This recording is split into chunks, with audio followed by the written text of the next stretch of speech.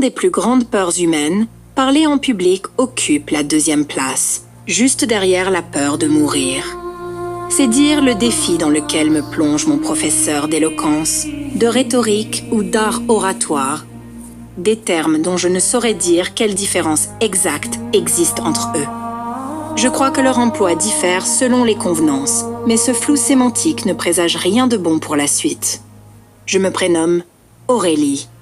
Inscrite au concours national d'éloquence, j'ai réussi à me hisser, bon an mal an, jusqu'en finale qui se tiendra demain.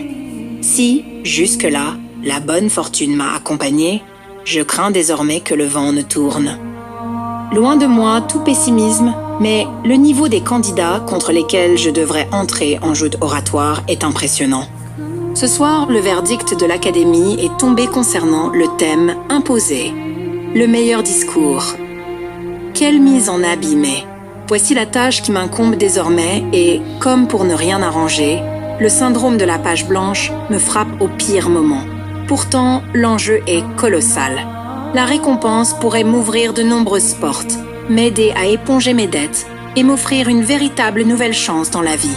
J'espère même renouveler ma garde-robe, acheter une nouvelle voiture, voire voyager. Les Caraïbes seraient une belle destination. Il est 21h. J'ai besoin de repos, mais non sans avoir réglé mon réveil pour 4h du matin. C'est peut-être l'occasion idéale d'expérimenter l'incubation mentale, soumettre des suggestions à mon esprit et attendre le fruit de cette réflexion au réveil. Au point où j'en suis, il faut tout tenter. Ma pensée se fixe alors sur cette unique question. Si tu devais écrire le meilleur des discours, comment l'écrirais-tu?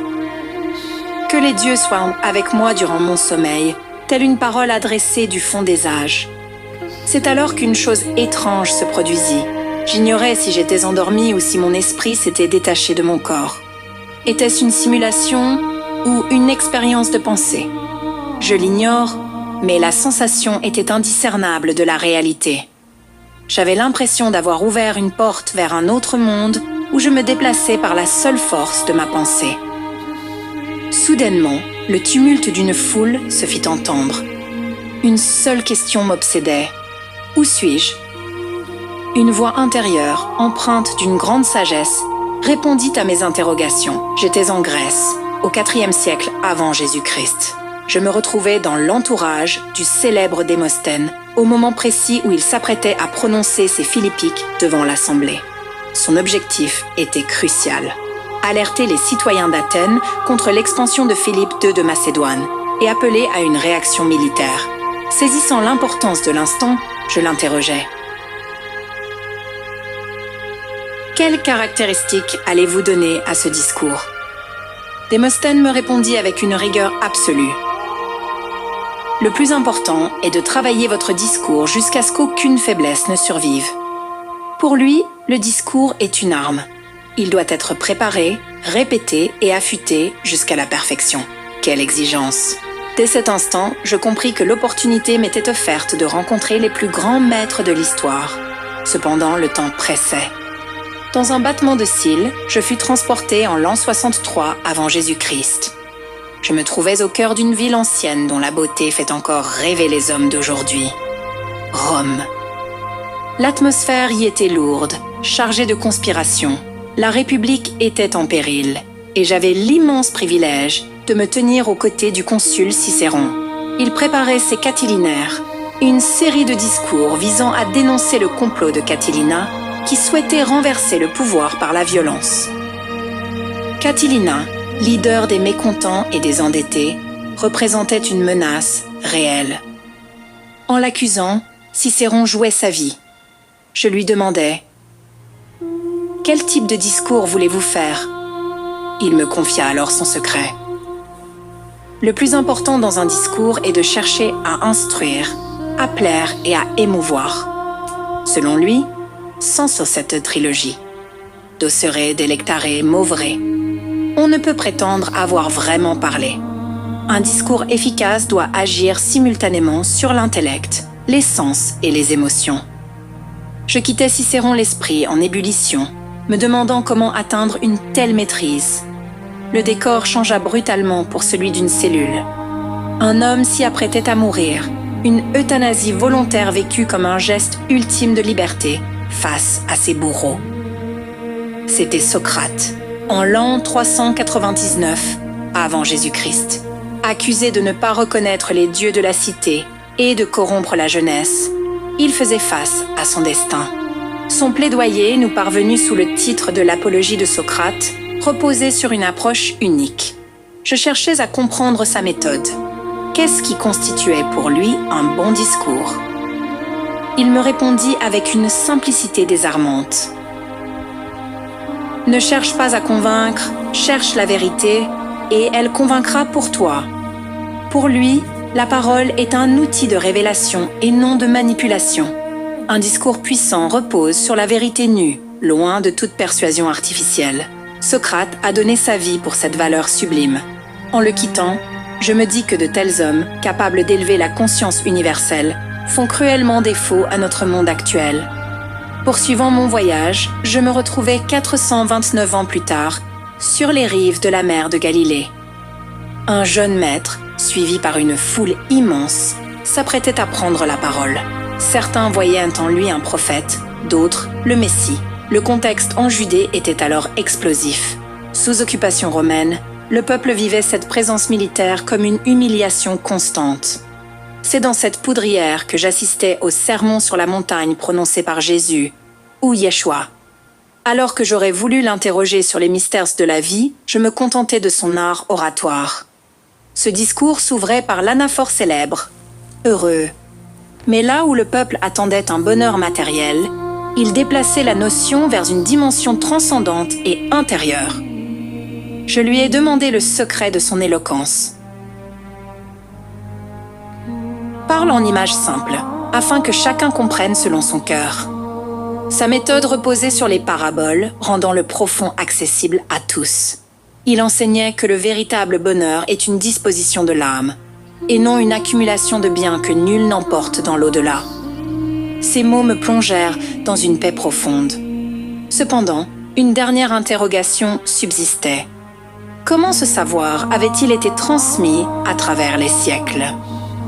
Je me retrouvais alors en 413 après Jésus-Christ face à Saint Augustin. Rome venait de tomber en 410, provoquant un effondrement symbolique de l'Empire. Accusé par certains païens d'avoir affaibli Rome, le christianisme était en péril. Augustin faisait la rédaction de son œuvre majeure, La Cité de Dieu, pour défendre l'Église. Je l'interrogeais sur son apologie. Comment comptez-vous faire cette apologie du christianisme? Augustin utilise la dialectique pour opposer la cité terrestre, vouée à disparaître, à la cité de Dieu, éternelle. Par cette habileté rhétorique, il sauva l'Église en opérant un détachement définitif entre la foi et les empires politiques. À ma question, il conclut. Que ton discours soit habité par ce que tu crois, sinon il sera vide. Pour lui, l'éloquence véritable naît de l'intériorité. Sans conviction profonde, la parole sonne désespérément faux. Puis la voix me dit que nous devrions faire un détour à Antioche. Suivez-moi, le voyage est loin d'être fini car d'autres aventures m'attendaient.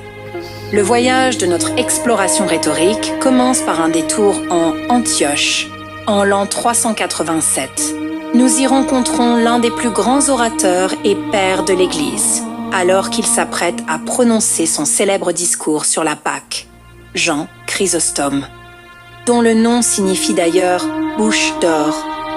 En raison de son éloquence légendaire, s'impose comme l'un des plus grands prédicateurs de l'histoire du christianisme. Ce docteur de l'Église est resté célèbre pour son talent d'orateur, sa défense ardente de la foi et son rôle théologique majeur. On peut se demander pourquoi ce discours, ce message est connu comme l'homélie pascale. À cette époque, le christianisme était particulièrement exigeant, imposant de longs jeûnes, une discipline stricte et des règles morales très élevées. Cette rigueur avait pour conséquence l'exclusion de nombreux fidèles qui se sentaient indignes ou spirituellement en retard. C'est ici que Chrysostome intervient. Dans son discours, il ouvre la porte à tous, y compris à ceux qui n'ont pas jeûné. Son but était de casser la logique du mérite pour imposer celle de la grâce. Ayant observé que la foi risquait de devenir une simple performance religieuse, son sermon visait à corriger cette dérive. Un des passages les plus célèbres de cette homélie exhorte « Que tous entrent dans la joie de leur Seigneur ».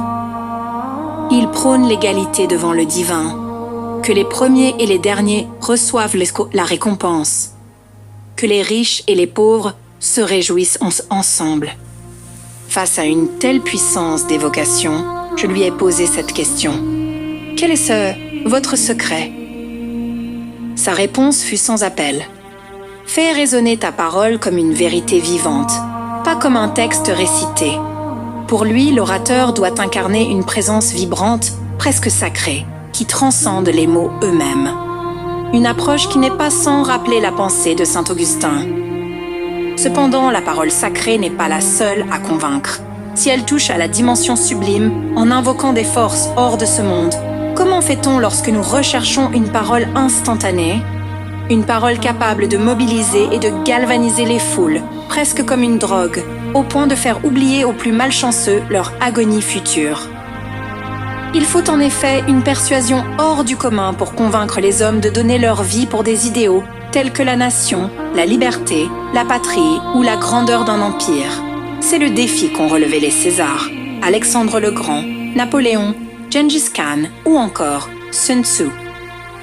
Pour observer cette force en action, je me transporte à Austerlitz, le 2 décembre 1805.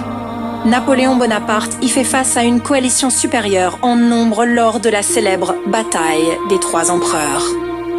Son objectif est clair, transformer une infériorité numérique apparente en victoire totale. Sa rhétorique est d'une efficacité redoutable. Il valorise ses soldats, rappelle les victoires passées et projette ses troupes vers une histoire imminente en utilisant des images fortes pour insuffler l'esprit de victoire. Interrogeant l'empereur sur l'urgence du moment. « Comment faites-vous, ne disposant pas d'assez de temps pour des discours élaborés ?» Sa réponse fut percutante. « Sois bref, clair et frappant. Un discours doit agir comme un ordre. Pour Napoléon, la parole est un outil d'action immédiate et non un simple exercice esthétique. Il prône un réalisme brut. Dire aux gens ce qui les attend. Rester ancré dans le réel, sans illusion ni artifice. C'est un conseil précieux. Lorsque le temps manque pour mûrir une pensée, l'efficacité prime sur la forme. Enfin, mon voyage m'amène vers la France révolutionnaire, le 27 juillet 1794, 9 Thermidor. Maximilien Robespierre sera exécuté le lendemain.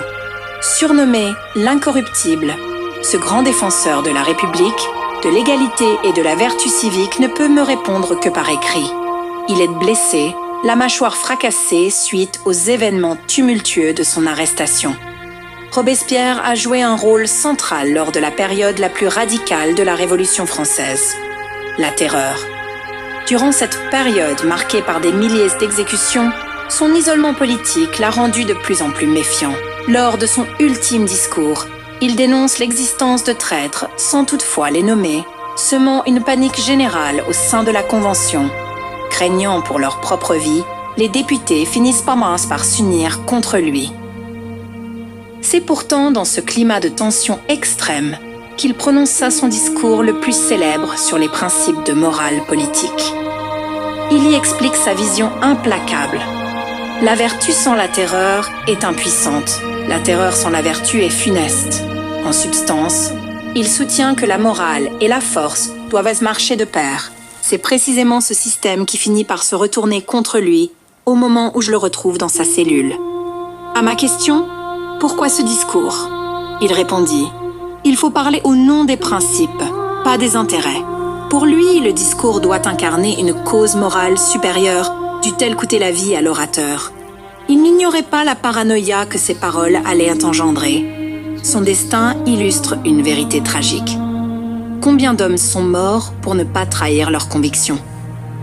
La parole, malgré des intentions parfois nobles, mais maladroitement exprimées, peut tragiquement se retourner contre celui qui la porte.